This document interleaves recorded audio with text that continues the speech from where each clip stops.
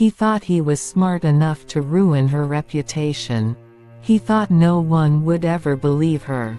But when she walked into the principal's office with undeniable proof, everything flipped in seconds. This is the story of how one girl exposed the boy who tried to frame her. Sophia was one of those students teachers trusted. She wasn't perfect, but she worked hard, turned in assignments on time, and stayed out of trouble. That's exactly why Tyler, the self-proclaimed prank king of the school, saw her as the perfect target. Tyler loved attention. He lived for pulling stunts, some harmless, some cruel. He thrived on the laughs of others, no matter who got hurt in the process. And when he realized Sophia never gave him the reaction he wanted, he decided to up the game. One Monday morning, chaos broke out in the science lab. Someone had messed with the experiment trays, swapping safe chemicals with ones that caused a stinky explosion. The teacher stormed in furious, demanding to know who was responsible. To everyone's shock, Tyler pointed at Sophia. "I saw her messing around with the trays before class," he said confidently. The teacher frowned. Sophia's classmates whispered. She shook her head, stunned. "That's not true," she insisted. But Tyler had already planted the seed. The teacher told her they'd deal with it later in the principal's office.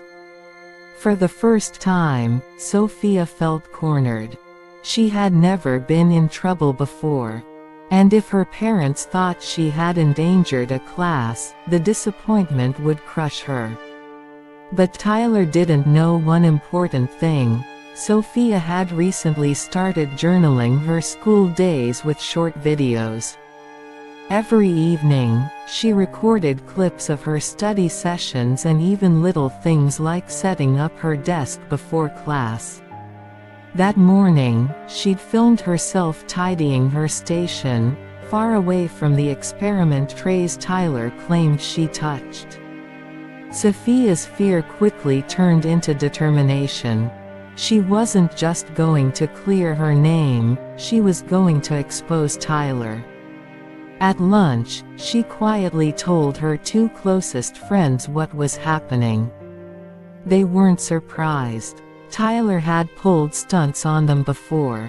One of them suggested checking the hallway cameras too, since Tyler had been bragging loudly earlier about sneaking into the lab before class.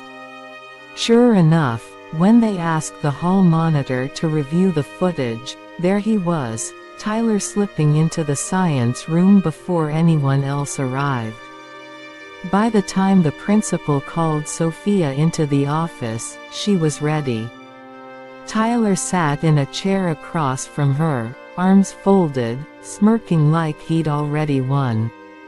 The principal looked stern. "Sophia, Tyler says he saw you tampering with the experiment trays. Do you have anything to say?" Sophia took a deep breath and nodded.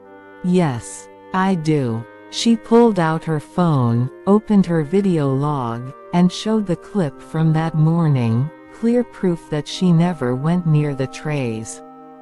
Then she calmly looked at the principal and said, "And you might want to check the hallway cameras."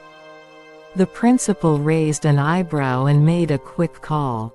Within minutes, the footage confirmed everything. Tyler had gone in before class. The smirk vanished from his face. His eyes darted nervously as the principal leaned forward. "Tyler, do you have an explanation for this?" He stammered, but it was useless. The evidence was undeniable. The principal suspended him on the spot for lying, tampering with experiments, and trying to frame an innocent student. As for Sophia, she walked out of the office free of blame, her head held high. Her classmates quickly learned the truth, and Tyler's reputation as the funny prankster shattered.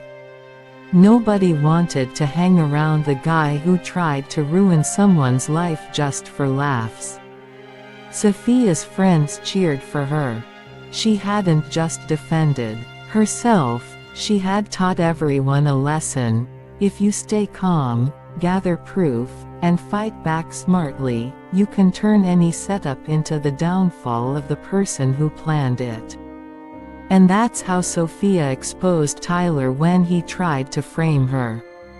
He thought he could ruin her, but in the end, he destroyed himself. What do you think? Was that the perfect revenge? Or should she have gone even further?